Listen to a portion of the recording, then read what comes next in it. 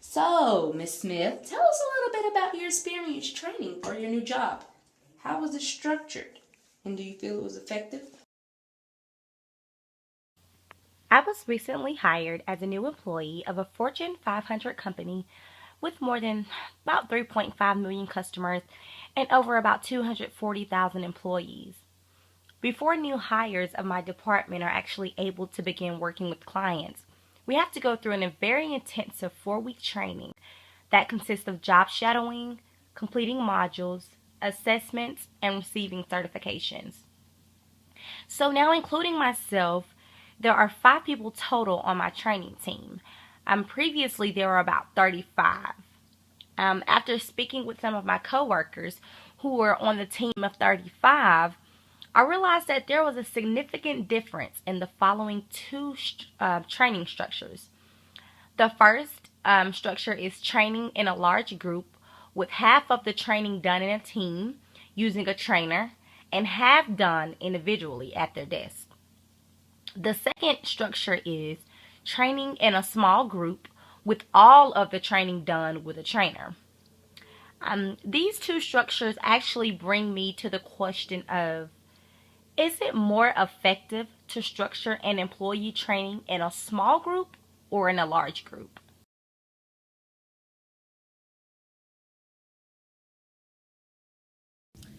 Working in small groups versus working in large groups. Small groups, you get to meet more people, you come closely with them, y'all work together. And in large groups, it's like some people it's like everybody's broken up, so you don't get to know everybody. And in small groups, you learn more. You get to ask more questions. You have people who are willing to help you in small groups. Large groups, like I said before, people tend to do things on their own.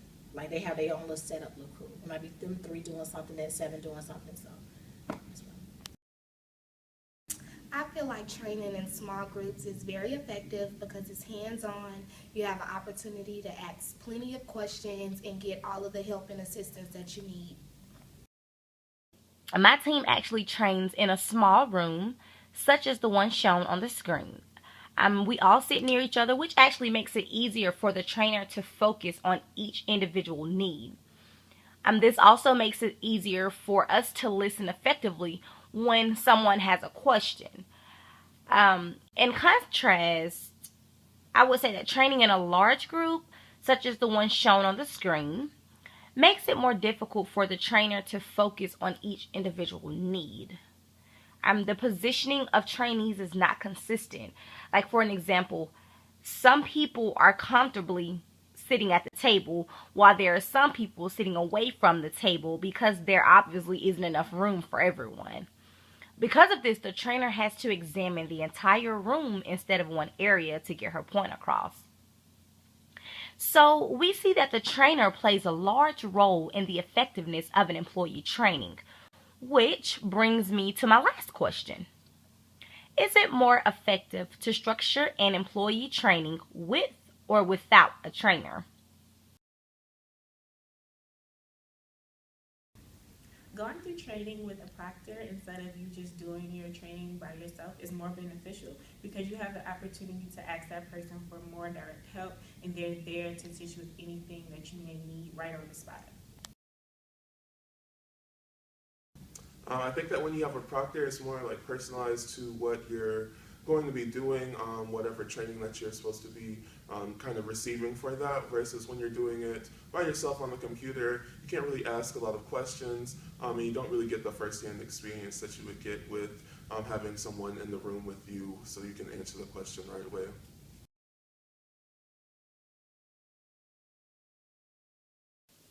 So there are some very cool interactive methods that could be used for small groups or large groups in trainings.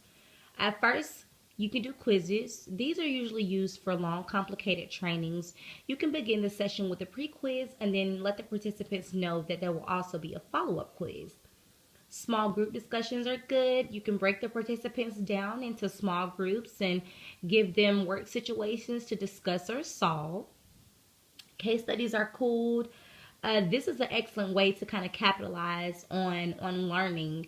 You can analyze real job related situations and learn how to handle similar situations. With active summaries, you can just kind of ask the participants to summarize the major points or the most important points in the lesson so that they are able to apply that when they actually start working.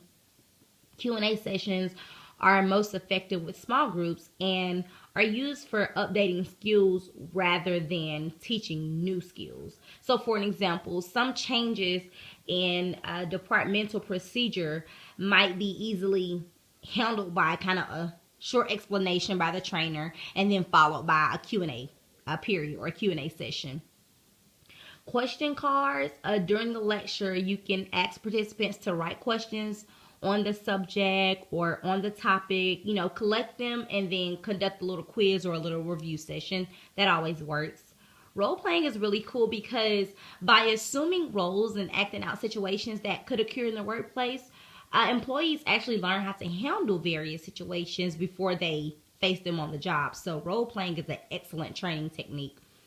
The last one is demonstrations, and whenever you can, it'll be nice to bring tools or equipment that is a part of the training topic and just demonstrate the steps that are being taught or the processes that are being adopted. So what can you conclude in your experience of training? So I can definitely say that employees all need to learn the important fundamentals of things like making a sale, closing properly, building business relationships, working in teams, self-motivation and self-confidence, and more things. The only difference is really between the structures of the training or the size of the groups. And the fact that smaller groups are actually able to benefit from more personalized learning experiences than larger groups of employees. So that's what I can conclude about my training.